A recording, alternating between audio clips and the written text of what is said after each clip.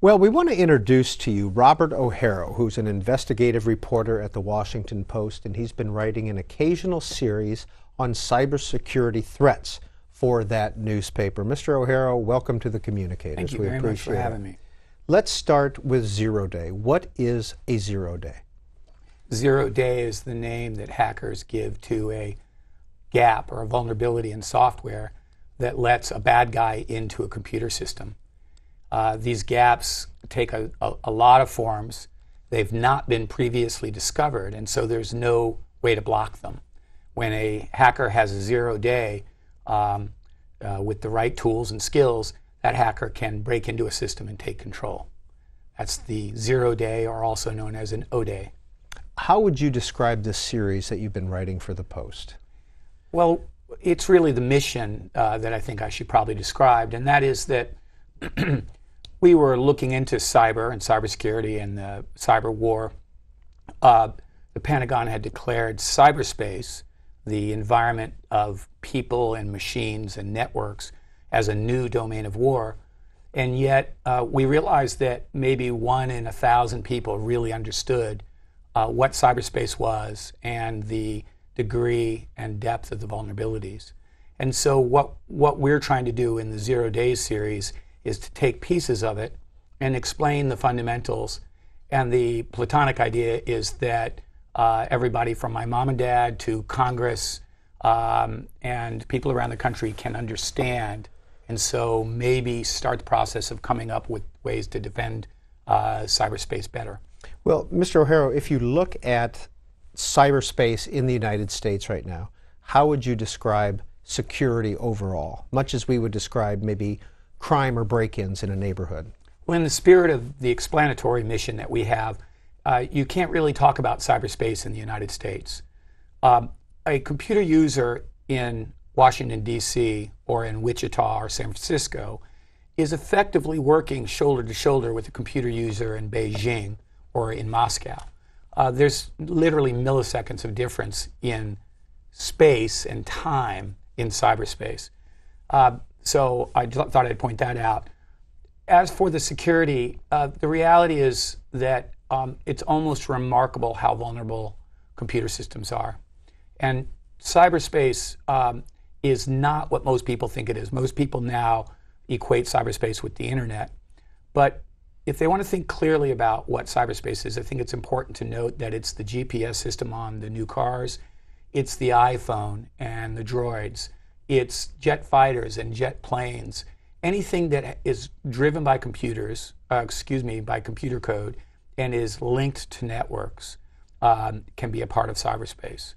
And the vulnerabilities are almost stunningly pervasive. Can you give an example?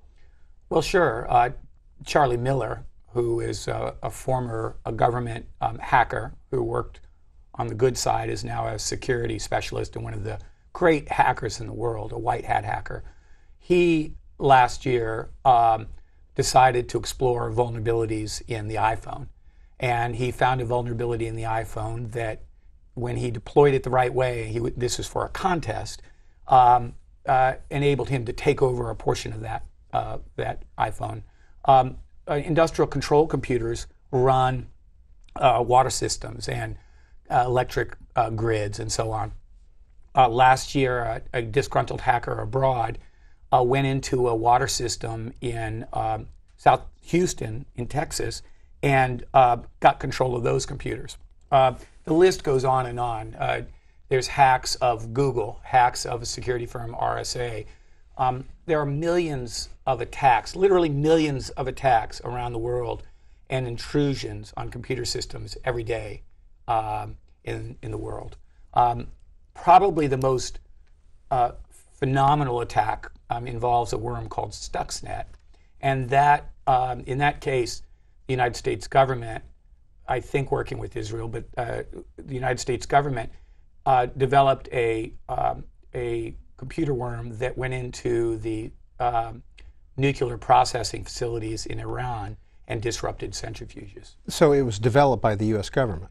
Yes, according to some reporting by the New York Times. And what was its purpose? Was it a defense mechanism? Was it a defense department?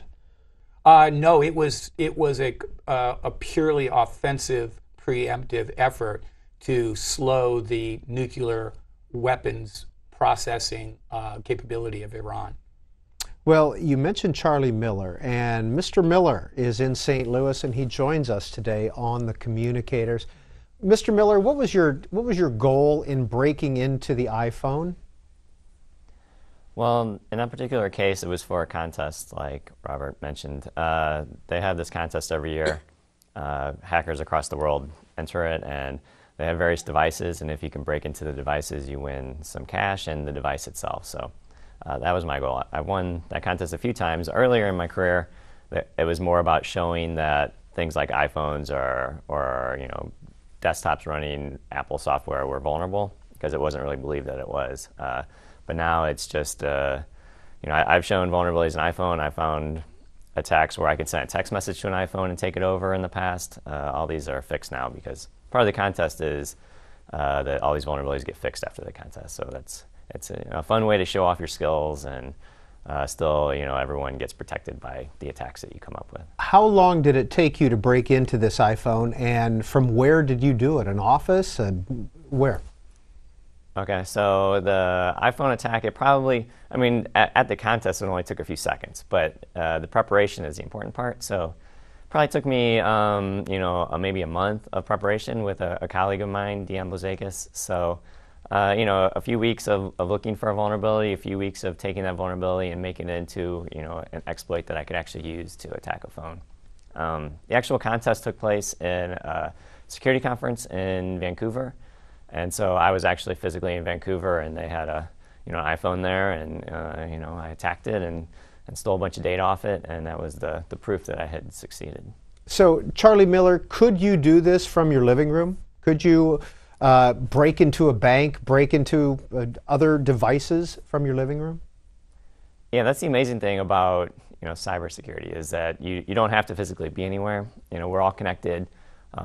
Mostly. So any device that's on, your phone, your computer, and in the future, your refrigerator, anything that's on the internet, you can get to from basically anywhere. And so that's one of the things that makes defense difficult, right? So you don't have to just defend against your neighbor, you have to defend against the guy in Belarus. So it's a whole different problem. Well, Robert O'Hara described you as a good guy hacker, a white hat hacker. What does that mean, and what's the motive of some of the black hat hackers? Okay, so the white hat, the good guy hackers, like was explained. So we're the guys who, we develop skills to do the same thing that bad guys can do. So we can break into computers, but instead of actually breaking in and stealing information and causing problems, we, tell everyone what we did, try to work with vendors to make their products more secure, give talks about security and how to make it better. And so while we can break in and do harm, we don't. We show how you can break in to improve security.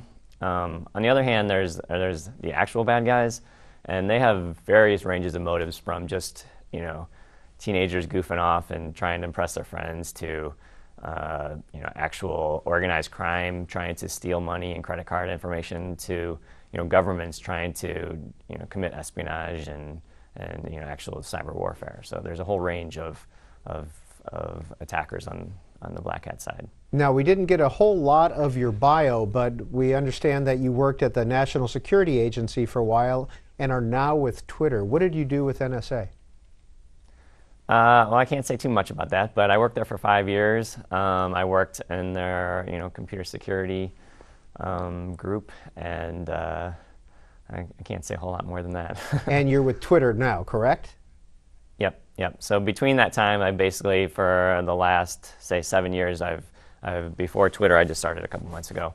I was a security consultant, so companies would hire the company I worked for, and we would come in and test their products for them. Basically, take the role of the bad guy and break in and show them how we did it, what went wrong, how they can do better, how they can make it to where the real bad guy can't do that. Robert O'Hara, were you able to get in contact with any bad guy hackers and to learn why they were doing this and what their motives were? I've talked to bad hackers, and the motives are, as Charlie said, all over the place. I've watched details about bad hackers, and we know, for example, that some of them are prepping infiltrating systems with long-lasting threats in the event that there's ever a cyber conflict or cyber war. Our power grids, our national labs, corporate systems all over the United States are already have already been intruded and it's believed that there are Trojan horses that are already put on.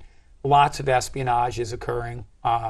We know that there are groups in Russia and in China, for example, that work regular hours breaking into systems and stealing information, massive amounts of information. So the motives are the same motives that you might find with any array of bad people: money, manipulation, intelligence, and prepping for cyber war. Charlie Miller, for casual users or regular users of the internet who may do some online banking, surf the internet, and send emails, what kind of protection would you recommend to those people? Well, the regular users are in a pretty good place. We've been, by we I mean the security industry has been working for quite a few years in trying to make that sort of thing secure, and it's pretty good. So if you just use your browser, you have antivirus, you don't just go to random sites and download things, you're in pretty good shape. The biggest risk of, say, like your phone being attacked, so we talked about the iPhone attack earlier that I did, like that's still extremely rare. So you're way more likely to lose your iPhone in a bar and have someone steal it than to have a bad guy attack your phone. So there's the one side is if your attackers are teenagers or organized crime, and you play it halfway safe and you're not a big target, you're probably okay. It's the more interesting thing, I think, is when you're the U.S. government or your Google or your the White House, and there's no matter what you do, you're still a target. And your attackers, instead of being teenagers, are whole branches of governments, militaries from other countries, and there we don't really know what to do, and so there's a lot of open questions there. To follow up on Charlie's remarks, one of the things that's really interesting is cyberspace is a collection of machines and people. People are part of the network. The very, very baddest of bad guys have taken on something called social engineering as a way of attacking. And you may not be an inherently interesting target, but you may be vulnerable to social engineering because essentially what they're doing is trying to pretend to be your friend, a family member. After doing homework, they may send you an email or direct you to a website that's loaded with the attack code. And if you are related to someone that they're targeting, or if you work at a company that the bad guys want to target, you may fall prey to this social engineering.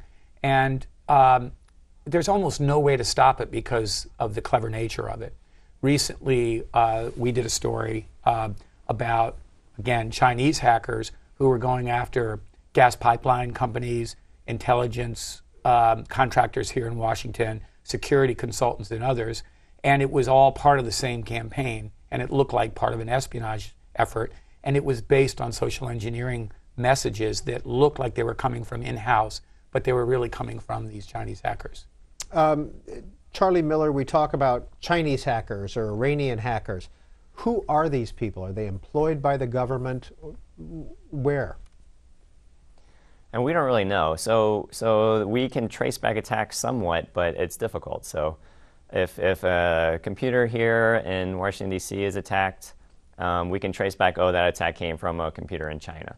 But that's not to say that there was necessarily a person sitting at that computer in China. Maybe that the attack came from that computer, which came from a computer in Korea, which came from a computer in Germany, which came from a computer in Moscow. So we don't really know, and it's very difficult to trace back attacks. And that's one of the major differences between, say, cyber war and conventional war. Is if someone drives a tank across your border, you know who did it. But if you get attacked, you might think it's the Chinese, but you don't know for sure, and you don't know, was it just some teenager, was it the Chinese army, and it's very difficult to ascertain where the attacks are coming from and who's doing it. So, we have guesses, but we don't know for sure. Charlie's alluding to the sort of core nature of what cyberspace is. It's networks of networks. And because of the fundamental architecture of these networks, data bounces from computer to computer all the time. And when he describes somebody in Germany who might be sending something through a computer in South Korea that might be going through China, that's sort of garden variety hop, skip, and jump for data in cyberspace. And it brings up a really interesting issue, not just with cybersecurity, but with cyber war, because if you don't know precisely who's attacked you, that what they're calling attribution, then how do you respond in kind to prevent attacks in the future? And that's one of the great dilemmas that our military has. How do you hold them accountable for stealing, damaging, or whatnot? Now, one has to believe and hope that the NSA, and I do actually, has cracked this problem to some degree. But the attribution problem for corporations and many government agencies is a very real thing, a very difficult problem in this digital age of ours. Robert O'Hara, in your series, you write about a company called Tridium. What is that, and why do you include that? Tridium is a company in Richmond that came up with a really interesting idea not long after the web browsers back in the 90s were released, and use of the World Wide Web, which lays over the top of the internet, makes it really easy. We all take it for granted now, was becoming common.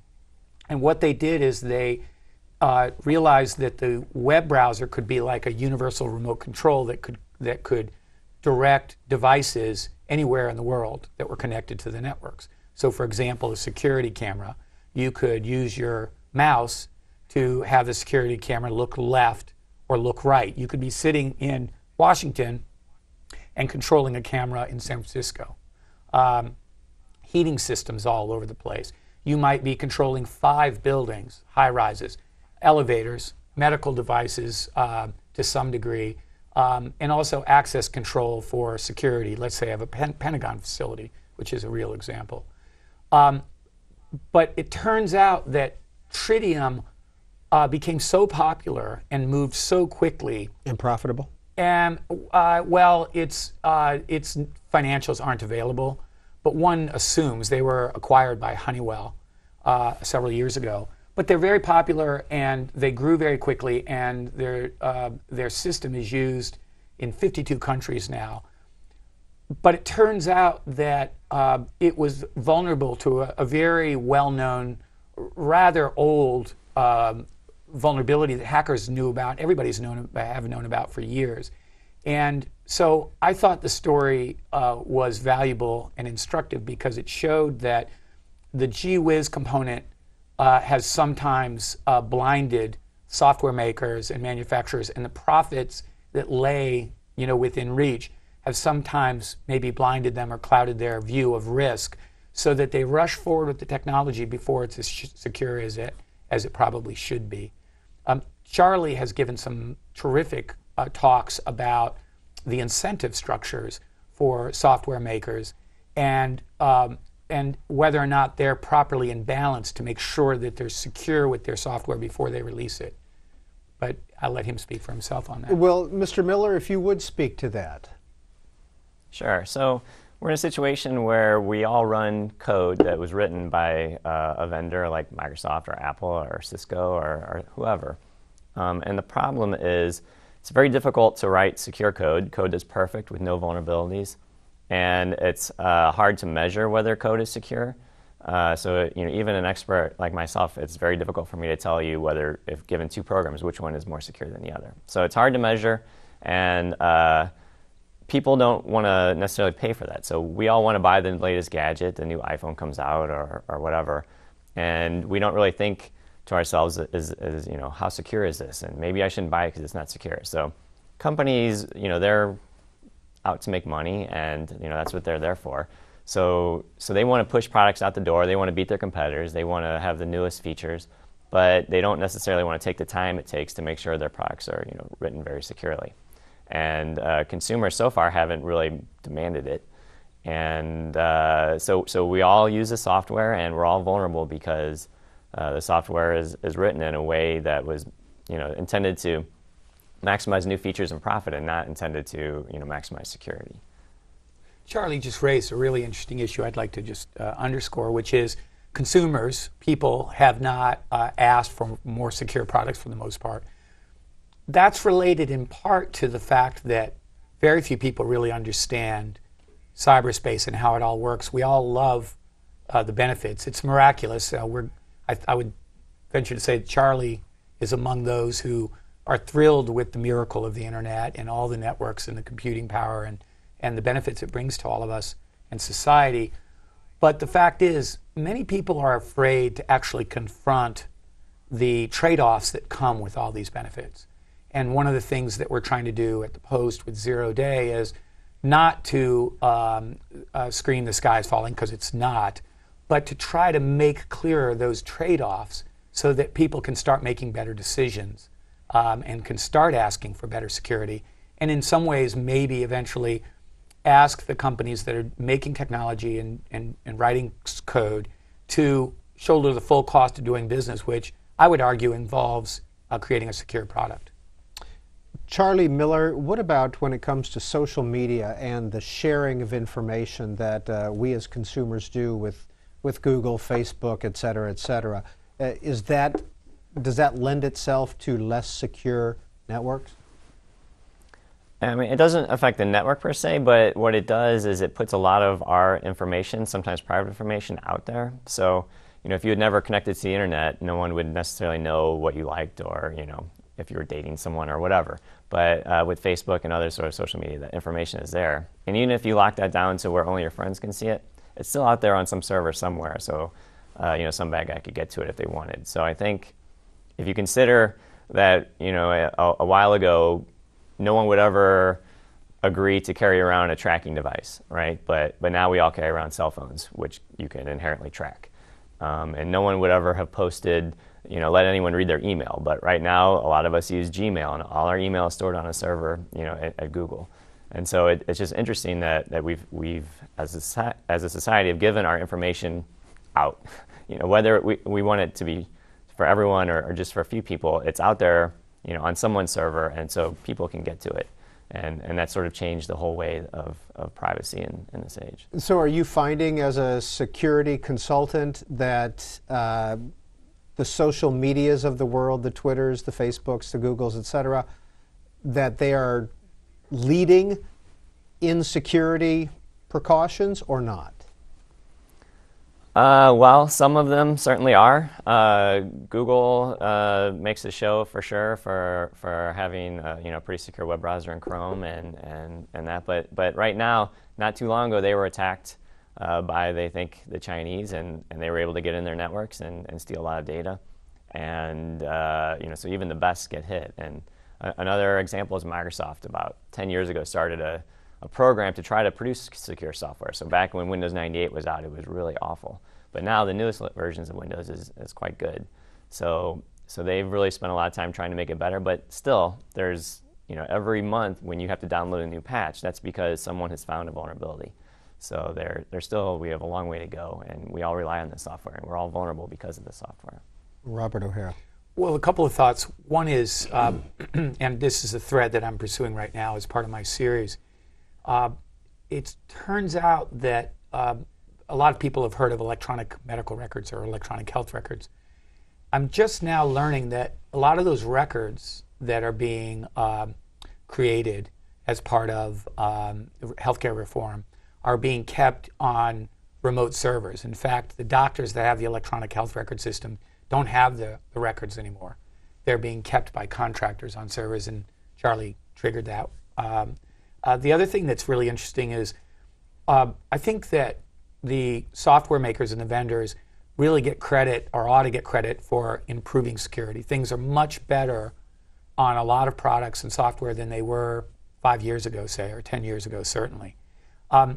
what I've been hearing lately over and over again is that the bad guys are getting faster than the good guys are getting better.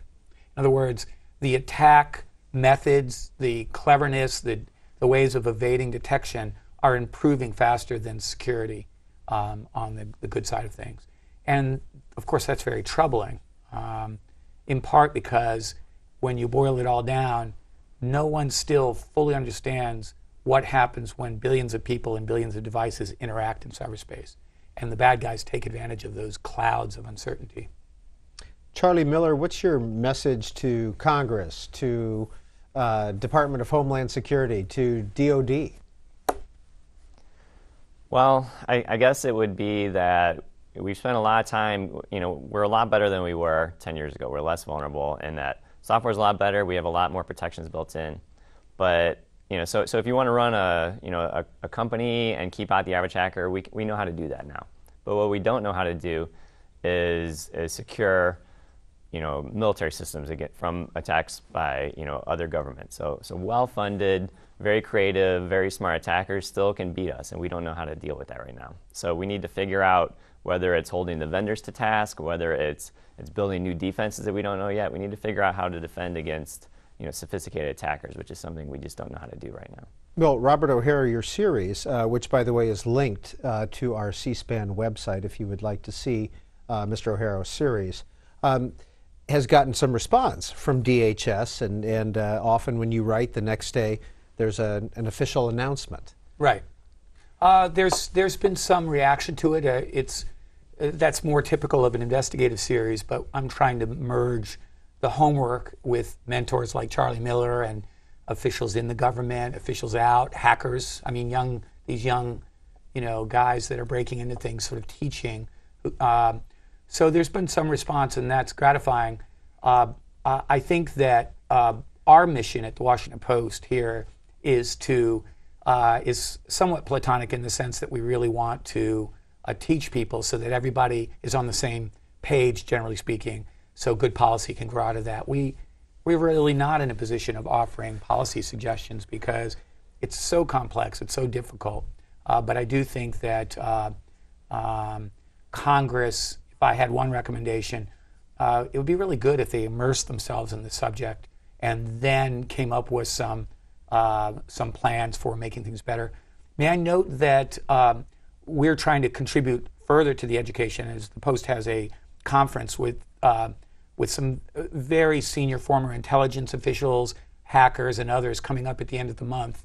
And they can find out more at WashingtonPost.com. But and that's open to the public? It'll be open to the public. And it's going to be a fascinating day because you'll have, as I said, people who are directly involved in helping to establish policy or formally running, for example, the NSA or Cyber Command and so on, getting together to discuss these issues and going through some scenarios. So, like I said, that'll be at the end of the month and at the Washington Post. Well, as I mentioned, Robert O'Hara's series in the Washington Post is linked to our site at cspan.org/thecommunicators if you would like to read it for yourself. And Charlie Miller is a computer security researcher and Twitter employee, also known as a good guy hacker. He's been joining us from St. Louis. Mr. O'Hara, thank you for being on the Communicators. Thanks for having me.